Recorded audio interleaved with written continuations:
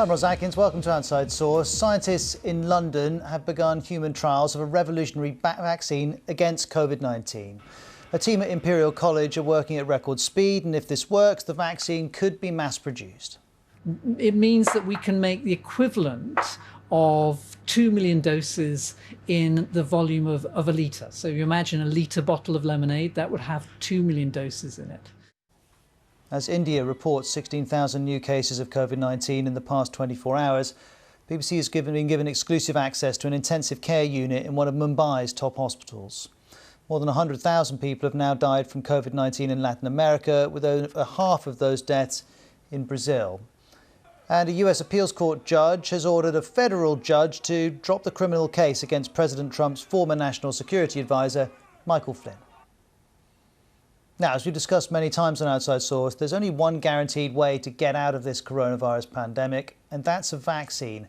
And the BBC has been given exclusive access to human trials of a vaccine being developed by scientists at Imperial College in London. Their approach has never been tried before. It uses only a tiny dose. If the trials work, the researchers say they should have enough vaccine available to immunise 40 million people in the UK by the middle of next year. Here's our medical correspondent, Fergus Walsh. Coronavirus has transformed all our lives, and although restrictions are easing, there's only one certain way out of the pandemic, one way to protect us all from the virus, to return society to normal, and that's a vaccine. Never has science responded so fast to a global health threat. What usually takes years has been done in months. There are now more than 120 coronavirus vaccines in early development. 13 have begun human trials, 5 in China, 3 in the United States, 2 in the UK, and 1 each in Australia, Germany and Russia. We'll need several to work if there's to be enough doses to protect 7 billion people on the planet. After Oxford University, now Imperial College London is the latest to begin trials.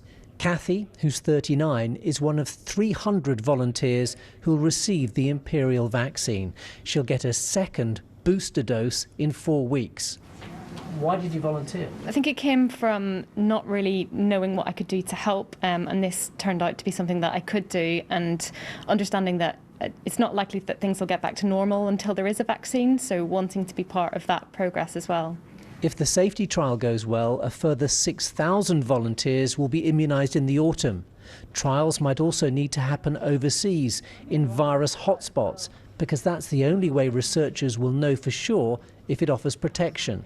I wouldn't be working on this trial if I didn't feel cautiously optimistic that we will see great immune responses in our participants. But there's still a long way to go to evaluate this vaccine. This is a really unusual vaccine. The synthetic genetic code it contains should instruct muscle cells to produce the spike protein found on the surface of coronavirus. That should prompt the creation of antibodies.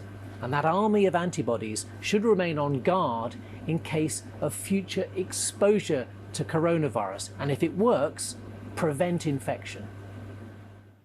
Because it's all created artificially, with no need to grow any virus, the vaccine can be manufactured on a huge and concentrated scale. It means that we can make the equivalent of 2 million doses in the volume of a litre. So you imagine a litre bottle of lemonade, that would have 2 million doses in it. So when you want to start making vaccine for the world, if this is successful, and that's still a big if, it makes it so much more tractable because you don't have to build a factory the size of several warehouses. Imperial College say they could have enough doses ready to immunise 40 million people in the UK by next summer. But trials must first show the vaccine is safe and effective.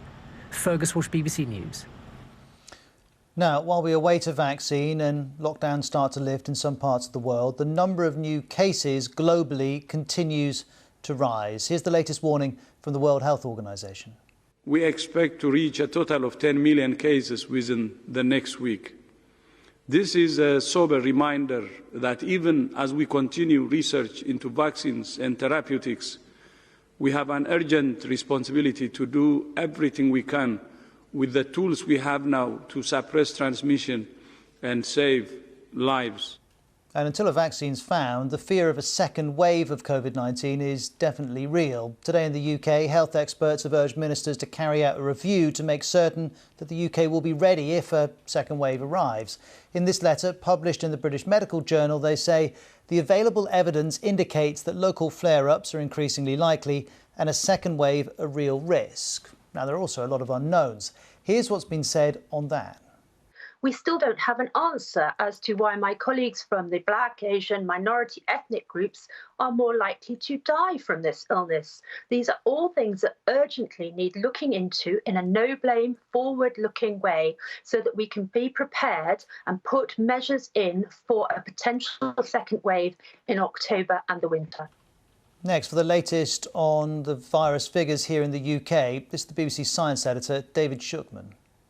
So what's the state of the virus right now? Well, things have definitely been going in the right direction. This line is a rolling 7-day average of new infections across the UK, far lower now than it was at the peak back in April. But let's compare that to the rest of Europe.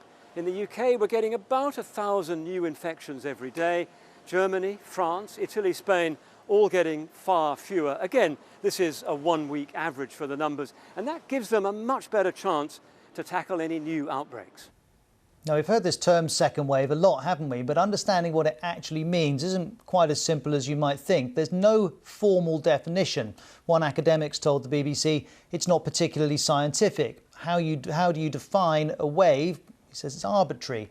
But generally, in order to say one wave has ended, you would expect the virus to have been put under control and cases to have fallen substantially. For a second wave to start, well, you would need a sustained rise in infections. So New Zealand, which had its first cases after 24 days without, and Beijing, which is facing an outbreak after 50 days without, are not in this position yet. But some scientists now argue Iran may be starting to meet the criteria for a second wave, though of course you won't hear the Iranian government looking at its situation in those terms. Here's Rana Raimpour from BBC Persian. We can see a difference. So for a period of a couple of weeks, the deaths went to below 100 every day, which is probably a result of a few weeks lockdown around March, around the Iranian New Year. But it's going up, and we now have more and more cases. So today, for instance, we had 2,500 confirmed cases and 120 deaths. So it is definitely going up, but for some reasons that are unknown to us, the officials are refusing to call it a second wave. We know that the Iranian President Hassan Rouhani has said that we don't want to create fear among people, and it's important to know that Iran, under sanctions and under huge systematic corruption, is running out of money. So they really can't support people, and they are not in a position to reintroduce a lockdown. Also, on another development, the BBC Persian service has done a research about the excess deaths that have been announced only for winter. And it seems that the confirmed deaths is probably 5 times less than the actual numbers. It seems that during that period, more than 6,000 excess deaths were reported, and it seems that the number of deaths is probably way more than what the official numbers are. Now, Iran aside, we can say we're not seeing second waves yet, but we are definitely seeing local outbreaks. Here's one example. The German state of North Rhine-Westphalia has reimposed lockdown restrictions in 2 districts after a spike in cases. That decision affects more than 500,000 people. One area is home to a meatpacking plant where more than 1,500 workers have tested positive. Here's more on the situation from Damien McGuinness. Just as life in Germany feels like it's getting back to normal, people here have been thrown back into lockdown and the whole region is being tested. It is a catastrophe, I think, and we see it here in Gütersloh. I only hope that the working conditions are being improved for the workers. 7,000 workers from Germany's largest meat processing plant are in quarantine after more than 1,500 employees tested positive with the virus. They're getting supplies and the army has been drafted in to help, but police are ensuring people comply with force if necessary. Many of the employees are poorly paid seasonal migrant workers from Eastern Europe. Some don't speak German and feel like they're being locked up. Tönnies is the largest meat processing plant in Germany, a family firm run by billionaire Clemens Tönnies, known here as the Meat Baron. He's accused of causing the outbreak through poor working conditions and cramped accommodation. But meat processing plants and abattoirs all over the world have been hit by coronavirus outbreaks. Scientists say they are particularly susceptible. Physical factors like low temperature, moisture, people are working very closely together. There's no way they can keep the distance of 2 meters. It's noisy, so they have to shout if they want to talk to each other. But also there are often crowded living conditions because the people who are coming there, many of them are migrants. The region's political leaders are also under fire for not acting quickly enough. But overall, Germany's national infection rates remain low. And officials say so far localised outbreaks have been contained. So there's no evidence yet of a second wave. Damien McGuinness, BBC News, Berlin. Well, for all these reasons, we can understand why countries are wary of going too fast too soon. EU ambassadors have been discussing just these issues today. They've been looking at the issue of reopening borders from the 1st of July, and there are some reports that travellers from the US could be among those not allowed in. I should say that's not been confirmed. This graph from the Washington Post may explain why some people like that idea. It compares the number of new cases in the US with the EU, and you can see the degree to which those figures have dropped off in the EU and haven't dropped off in the US. Well, in the end, that meeting between EU ambassadors didn't reach a consensus today. They'll talk again on Friday, and we'll await some more details on their plans. Looking across the pandemic as a whole, though, here's the latest summary we have from the World Health Organization. We have been able to show in Western Europe with a lot of effort that we can slow the spread. But we are not, as a world, on top of this pandemic. It's really very much with us, and it will be with us for months, perhaps even years to come. But we'll pick up on one of those issues in just a few minutes, because the virus is certainly not in control in India. Just in the last 24 hours, over 16,000 new cases have been declared. We'll play you an exclusive report from Mumbai, where one of our reporters has been inside one of Mumbai's top hospitals, which is treating many patients.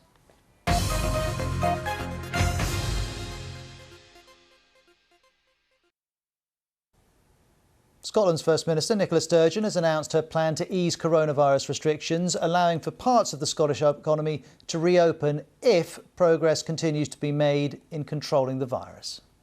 I can confirm that on the 3rd of July, it is our intention to lift the guidance advising people in Scotland to travel no more than 5 miles for leisure and recreation purposes. And although the tourism sector will not open fully until the 15th of July, we intend that self-contained holiday accommodation, for example, holiday cottages and lodges or caravans where there are no shared services, can open from the 3rd of July. However, we would ask people to use good judgment, abide by the rules that apply at any time to households meeting up, and be sensitive to those living in our rural and island communities.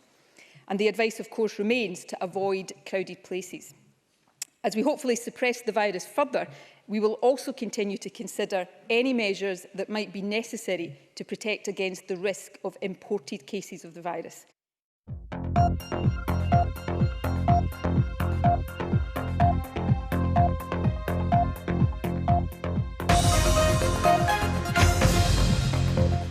I'm Ross Atkins with Outside Source. We're here in the BBC Newsroom. Our lead story is that scientists at Imperial College in London have begun human trials of a revolutionary vaccine against the coronavirus. Well, let's pick up on some of the other main stories of the day. We start in Kosovo, where the president's been charged with war crimes by a court investigating Kosovo's independence war with Serbia in the 1990s. A statement from a prosecutor of the Kosovo Specialist Chambers in The Hague said the president and other suspects were criminally responsible for nearly 100 murders. Other charges include enforced disappearance, persecution and torture. More than 10,000 people were killed during the independence war, which ended after a 78-day NATO air campaign. That's from BBC World Service Radio. Hurrah!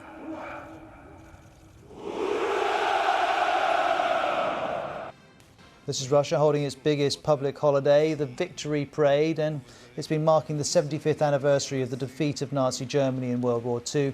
The parade is usually held on May the 9th, but was delayed because of the coronavirus. It comes ahead of a key constitutional vote next week, which could allow Vladimir Putin a further 2 terms in power. That's from BBC Russian. And while many countries are focusing on preventing a second wave of COVID-19, others are still very much struggling with the first one. And in the next few minutes, we're going to bring you updates from Iraq, from Armenia, but we're going to start in India, where cases continue to surge. The latest daily tally is over 16,000 new infections. That's the highest yet. In total, nearly 500,000 people have been infected. That's the 4th highest figure in the world. And over 14,000 people have died, over 400 in the last 24 hours. Now, the majority of these cases are in 3 states: Maharashtra, Tamil Nadu and New Delhi. There's a particular focus on the capital, Delhi. A quarter of all new cases in India are there. We've seen buildings being transformed into makeshift hospitals. This, for example, used to be a spiritual centre. Now it's a COVID isolation facility with a capacity for 10,000 patients. Let's get more from Yogita Lamai. There is increasing alarm about the rising number of coronavirus cases, particularly in the national capital. In response, the government of Delhi has said that they will screen every single home in the city by the 6th of July. What this means is that people will be going door to people's homes. They will be screening if anyone has coronavirus symptoms like fever or a cough. In other parts of the country as well, the southern city of Chennai, for example, a lockdown was reimposed a few days ago because of the rising number of cases. So many concerns about Delhi. Mumbai, though, is the worst affected city in India. It has more than 60,000 infections, and of course that's putting a huge strain on its hospitals. The BBC's Maharesh Konur has been given access to an intensive care unit in the King Edward Memorial Hospital. That's one of Mumbai's best-known hospitals. Here's what he saw.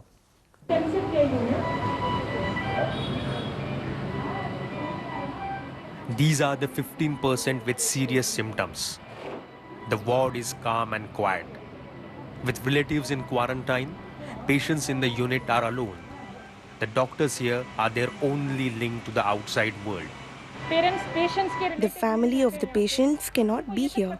They don't even know what is the exact condition of their family member inside the ICU. This has increased mental stress for both patients and us. Because we meet the patients every day, we become their only immediate contact. But it's not just the patients who have the virus. Dr. Vajpayee and her family of 9, including her 1-year-old twins, have all had it too. She got infected in April. Since last several hours, there is no staff nurse in this ward. Many doctors have struggled to cope. In another part of the same hospital, feeling overwhelmed and understaffed, resident doctors have been filming the wards and posting videos on social media. I am feeling helpless right now. I can't do anything. I can't let person die in front of my eyes. Extra staff have been brought in to help the doctors since the video was made public. But their boss says scenes like these are common in state-run hospitals like these. When you say our hospital is crowded and one bed is shared by 2 patients, then you will find such situation in private hospitals as well. The monsoon season is just beginning in Mumbai, and that means the health workers are now faced with 2 challenges: treating seasonal infectious diseases such as malaria and dengue, and fighting the virus. Well, from India to Iraq, and early on in this pandemic, we thought perhaps Iraq had been spared. Unfortunately, that's not the case. In the last 24 hours, it's reported over 2,000 new cases. That's a new high. Its overall total is 36,000. You can see from that graph the general direction of travel. This is a field hospital that's being built in Baghdad. It has more than 500 beds, but of course that's just a start. Local doctors have told the Middle East Eye the pressure on the health service is extremely high, with a short supply of oxygen a particular issue. Also, a spokesperson for the charity Doctors Without Borders has said provision of services in general had been almost chaotic in some areas. From Iraq, to Armenia. It's one of the worst affected countries in the Caucasus region. Such is the concern about the rising cases here. The WHO has sent a team to investigate, and these are the figures. More than 21,000 people have tested positive, more than 300 people have died, and that's out of a population of 3 million. Now, Armenia did have a lockdown, but it was lifted at the beginning of May, which was still when infection rates were going up. From these pictures, you can see people did go out, but there wasn't a huge rush to return to the cafes and restaurants. Well, during the lockdown, Armenia's economy took a huge hit. The government says that in April, it shrank by 17%. And that's the statistic that is central to the government's insistence now that it won't reimpose the lockdown. Here's the Minister of Health. We don't have an end goal to eradicate the virus because it's not possible. We can actually put this goal in front of us and let's eradicate it, but we have to have closed borders, I don't know, for years, maybe closed businesses again for months and years, and we will die from other causes actually. Many people don't buy that, though. The Prime Minister and the government is facing a barrage of criticism. Here's the BBC's Caucasus correspondent, Reyhan Dimitri. This is the country's Prime Minister, Nikol Pashinyan, visiting a frontline clinic treating COVID-19 patients. How many beds are vacant, he asks. The chief doctor says it's tough, there are just 3. This video, allegedly of a wedding party hosted by the country's top army general, gave many Armenians the impression that the government has not been taking the crisis seriously. The following day, the Prime Minister sacked the general and other senior figures. But that hasn't satisfied Armenia's political opposition. It has been calling for the entire government to resign over its handling of the pandemic. Armenia's infection rate per million of population is one of the highest in the world. What the government's policy towards fighting the COVID-19 would be called is a disaster. They have failed completely, and that's why Armenia has found, unfortunately, itself in the line with a couple of other countries in the world with the worst figures and the worst statistics and the worst dynamics. Nikol Pashinyan owes his leadership to the Armenian public, who brought him to power in a popular revolution 2 years ago. Now faced with the biggest challenge of his premiership, he's relying on his people once again to do their part to fight the virus. Now we're going to switch to the US because in the last few minutes Donald Trump has been speaking. He's accused Germany of contributing insufficiently to NATO, calling it a form of delinquency. He made these remarks in a press conference with the Polish president at the White House. Here you go. We expect to get along with Russia. We expect to get along with everybody. But Germany has, they really owe a lot of money in NATO, and this has been going on for many years. When you add it all up, you're probably getting close to $1 trillion. And that's not treating NATO fairly, but it really isn't treating the United States fairly. You know, the United States is the major participant in NATO. We pay more than anybody else by far, have for many, many years. So we defend Europe, but Europe also takes tremendous advantage of the United States on trade. Advantage like you wouldn't believe. So we're trying to work that out, and I would imagine they'd like to wait till after the election so that maybe they could deal with somebody other than President Trump. But after the election, they'll just have to pay more. Well, a few things to digest there, but of course relations between the European Union and Donald Trump have not been great for a little while, and that statement fits in with that pattern. Let's stay in the US, stay with President Trump, in fact, because here's one of his tweets from earlier on in which he says, "Great, appeals court upholds Justice Department's request to drop criminal case against General Michael Flynn." Now, this is about the president's former national security advisor, Michael Flynn. He was fired after 22 days in the job for lying about his contacts with Russians. Later on, he pleaded guilty to lying to the FBI, but then he asked to withdraw his guilty plea, and the case was handed to a district judge. Well, this new ruling effectively ends the case. Here's Gary O'Donoghue in Washington. His critics will say that he intervened in this case, that in fact he's already said he specifically intervened because he thought the original sentence was a bit harsh, or the prosecution was a bit harsh. And of course, the president has tweeted repeatedly and spoken repeatedly about Michael Flynn's case. And then last month, the Attorney General announced a review that he ordered of the Flynn investigation by an outside attorney from a different jurisdiction. And that concluded, he said, that the prosecution and the way Flynn had been questioned at the time by the FBI just after Donald Trump took office, that questioning was illegitimate and wasn't necessary, and therefore the lies he told, in a sense, were irrelevant. And that's the basis on which the DOJ pressed for the dropping of the case. Bear in mind, Michael Flynn was actually the only person in the Trump administration who faced any kind of prosecution as a result of the Mueller investigation. Thanks to Gary for that update. Bear in mind, as you're watching, if you've got any questions on the stories we're covering or issues you'd like us to pick up, you can reach me on Twitter at BBC Ros Atkins, or just use the hashtag BBCOS. See you in a couple of minutes.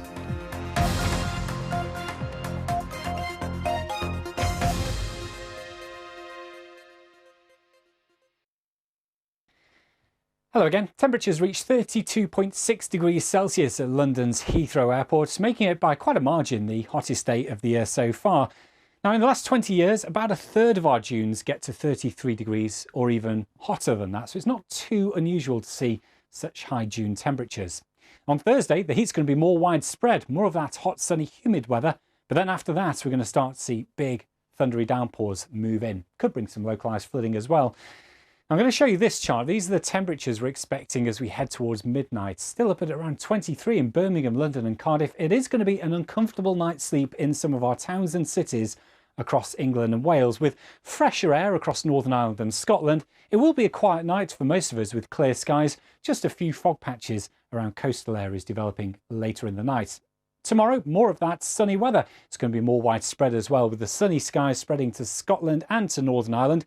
Maybe a few storms kicked off across the mountains in Scotland, drifting northwards with time. But for most of us, it's hot, it's sunny and it's humid, with temperatures higher in Scotland, 28 in Glasgow, 24 for Belfast. But the highest temperatures are likely to hit 33 towards the south. Then, as we head into Thursday evening, that's when we're going to start to see the first signs of thunderstorms moving into southern and western areas of the UK. Some of these storms are likely to be quite intense, and they'll continue to push their way northwards and eastwards as we head into Friday and indeed into Friday night as well. Now, for Friday afternoon, some fresher air will begin to move into western portions, so temperatures for Northern Ireland, Wales and southwest England will be lower, generally high teens to low 20s, but still hot and humid air before those storms arrive across parts of the east, with highs up to 30 in Norwich. Now, those storms through Thursday night, Friday night could bring around 30 to 50 millimetres of rain. How much is that? Well, it's over half a month's worth of rain falling in the space of just a few hours, hence the risk of seeing some localised flooding issues. The weekend dominated by this area of low pressure. Close to the low, it's going to be quite windy with some fairly prolonged outbreaks of rain working into the northern half of the UK. Generally further south, it's showery, but it's going to be quite breezy, fresher, and temperatures much lower than they have been. That's your weather.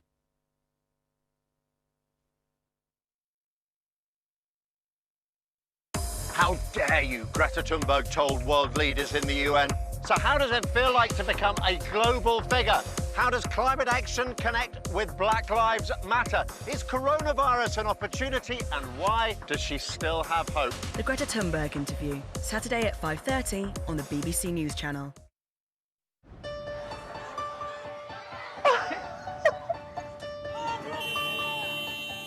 رجعنا نخاف نتشتت احنا وجهان. I think it's different than other protests before. Our World is a unique series of films on the BBC, offering personal insights into global events. I think this is just too dangerous.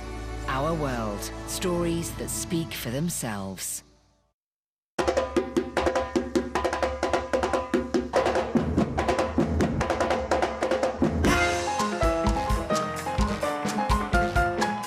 Listen up, everybody.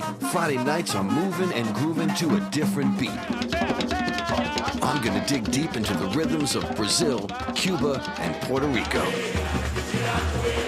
Huey Morgan's Latin Music Adventure starts Friday the 3rd of July on BBC 4 and iPlayer. The day's most important stories sent every weekday morning direct to your inbox. Subscribe at bbc.co.uk/newsdaily.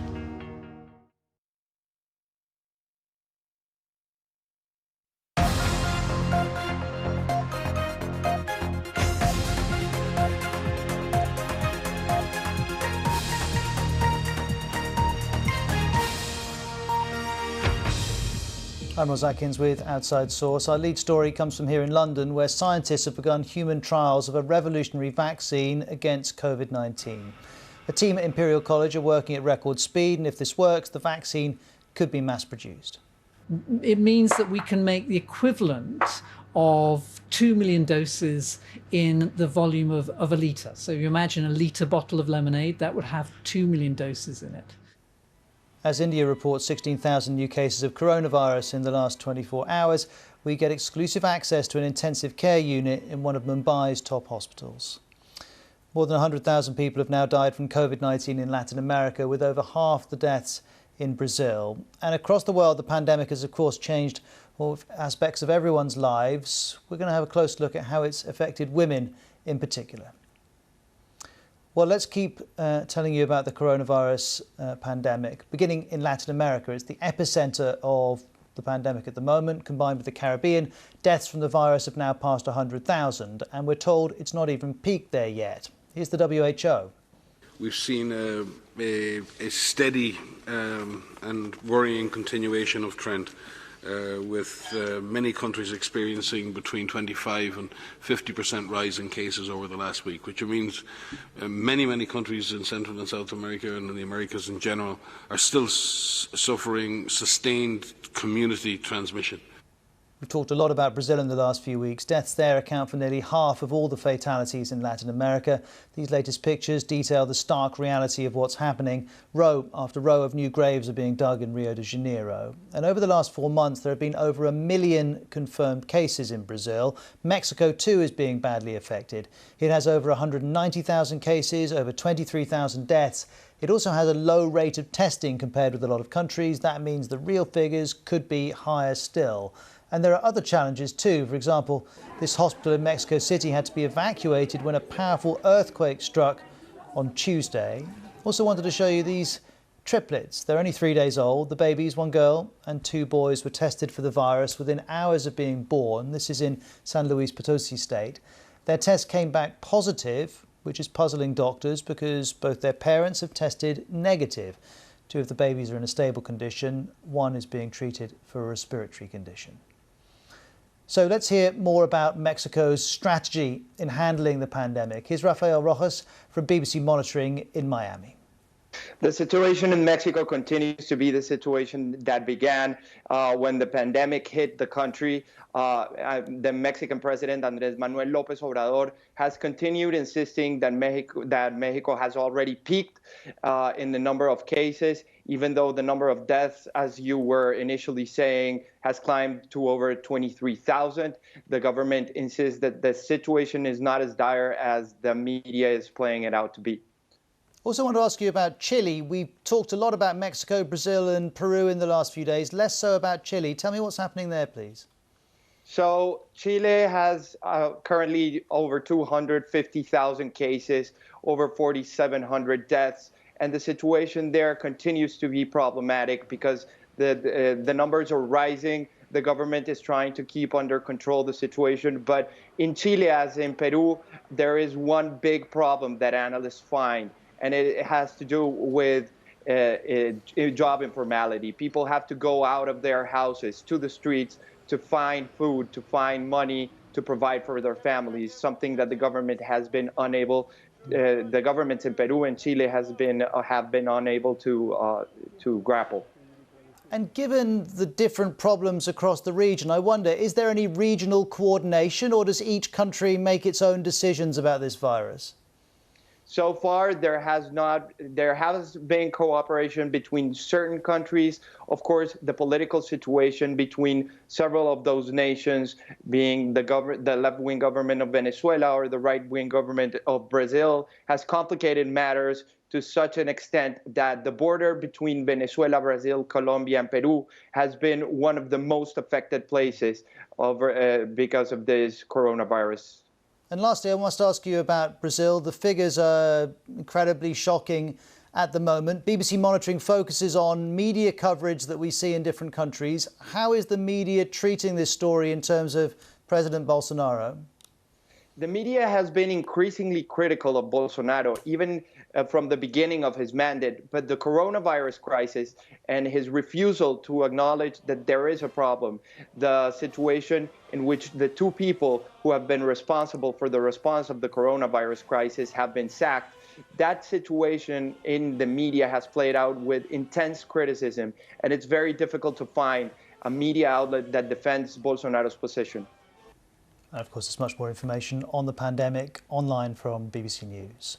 Now, we don't often cover Gabon on the west coast of Africa here on Outside Source, but we're going to do that today because its lower house of parliament has voted to decriminalise homosexuality. If this proposal is further approved, it would make Gabon one of the few countries in sub-Saharan Africa to decriminalise same-sex relationships. Indeed, it's a crime punishable by death in Mauritania, Sudan, northern Nigeria and southern Somalia. For more on the significance of this decision in Gabon and the wider situation in Africa, here's the BBC's gender and identity correspondent, Megha Mohan.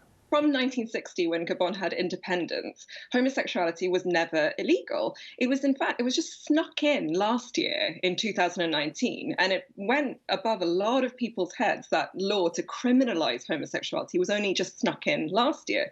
So what we saw on yesterday, was that 48 parliamentarians in the lower house have voted to overturn that and make homosexuality, to decriminalise homosexuality again. As you said earlier, it still needs to go through the upper house and it still needs to go through the president. However, I did see a tweet just earlier from the president's wife where she says, Parliament is restoring a fundamental human right for its citizens, that of loving freely without being condemned. The Republic defends respect for everyone's privacy and remains one and indivisible beyond feelings. Yes to dignity and no to hate. So that's from Sylvia Bongo Ondimba, who is the wife of President Ondimba. So we have, 54 recognised nations in Africa. However, more than 30, around 33 of them have banned homosexuality. Now, countries like Rwanda and Congo don't have anything in law that ban, same-sex relations, but 33, and this is, if you compare it to the whole of the world, which are, the countries in the world that have banned homosexuality, homosexual relations, that's 74 nations in the whole world, and 33 of those are from Africa. So, and we saw last year in Kenya that the High Court upheld the penal codes to remain for homosexuality between men to be illegal. So are we seeing, is Gabon leading the way? That's not necessarily the kind of the temperature of the whole of the continent right now. Thanks to Megha for taking us through that. Now, in a few minutes on the programme, we're going to have a special report on why women across Europe are being denied abortions because of the coronavirus pandemic.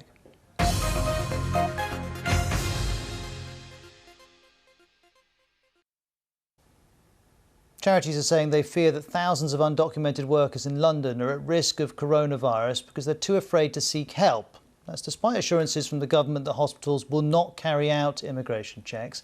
Liana Hosea has more on this. Illegal migrants live on the margins of our society, working in the informal economy, staying under the radar. Jean, not her real name, says she came to London on a student visa, but when she tried to renew it, she was denied and says the Home Office never returned her passport. After years of homelessness, she started cleaning houses for a living, but now COVID-19 has pushed her to the edges of poverty and destitution. I had to stop working and didn't have any money. I almost don't have accommodation because I can't pay for the accommodation. Another undocumented worker says she fears contracting the virus, but if she gets COVID, she won't seek medical help. 2 years ago, I've been hospitalized. They said to me that they're going to get the report and they will submit it to the home office. And that is very scary for me because I'm not ready to go home yet. We have a close friend and we lost him because of this virus, and he didn't go to the hospital because he was scared, and then they find him dead in his own flat. It's concerns over the inability of the undocumented to protect themselves or seek help that has led to a group of over 60 charities to call for the government to offer legal status to all undocumented migrants on public health grounds. We're calling for all undocumented migrants to be given leave to remain, because we do feel that this would be the humane thing to do, and it would protect not just them but society at large as well. Rightly or wrongly, undocumented migrants are here to stay. And during this global pandemic, the need for everyone to access healthcare and support is more vital than ever. Liana Hosea, BBC London.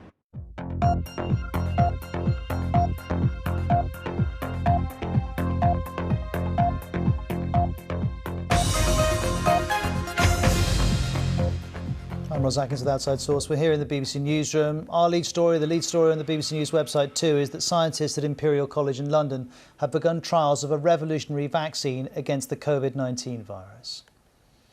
Now, the International Monetary Fund says the coronavirus pandemic is damaging the world economy even more than it previously forecast. The IMF now predicts that global output this year will shrink by nearly 5% and wipe $12 trillion off global output over the next 2 years.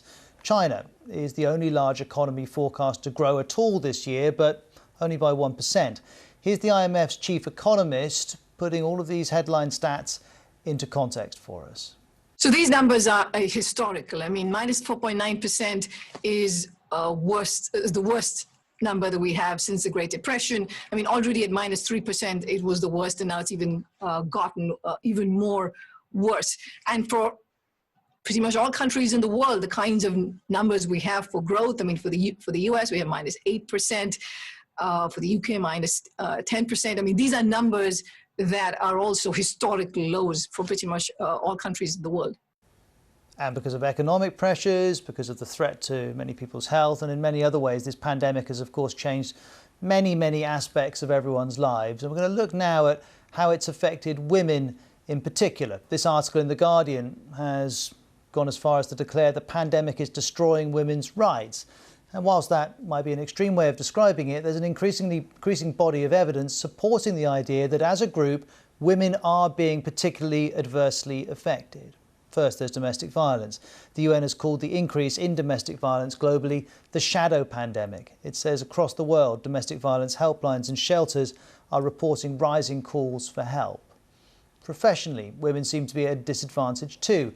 This article in the science journal Nature says preliminary data suggests that across disciplines, women's publishing rate has fallen relative to men's amid the pandemic. Whilst analysis of households with two opposite gender parents from the Institute of Fiscal Studies in the UK has suggested that compared to fathers, mothers are more likely to have quit or lost their job or to have been furloughed. They're also spending less time on paid work, but more time on household responsibilities. A separate study from the University of Sheffield found that the proportion of mothers responsible for most of a family's childcare increased from 27% to 45% during lockdown. Medically too, there are some issues that affect women disproportionately. For example, women across Europe are being denied abortions because of the pandemic. The World Health Organization classifies abortion as essential healthcare, but the BBC has found hospitals that have stopped performing the procedure during the pandemic. And the BBC's Jean Mackenzie has been looking at that issue. As the pandemic hit, hospitals across the world have been forced to suspend non-emergency surgeries. But in Romania, nearly all of them stopped abortions. This is a phone call made to a hospital last month. Bună ziua, vreau să vă întreb dacă mă pot programa pentru o întrerupere de sarcină la dumneavoastră. Nu se fac întreruperi de sarcină. Nu se fac din data de 23 martie, nu se fac. At the height of the crisis, only 11 out of the 280 hospitals in Romania were offering the procedure. They are trying to use the pandemic as an excuse. Lots of women, especially the ones that are coming from vulnerable backgrounds that are living in poverty, could not access an abortion. This is how desperate the situation is. My boyfriend tricked me. He pretending he was using a condom. I can't afford to have a child. Daria couldn't find a single doctor to give her an abortion. So I was recommended someone who was retired, who said that I could have an abortion at their home. I went to their apartment. They had this special room and a bed. I was very afraid. It was done using a vacuum, which I wasn't expecting.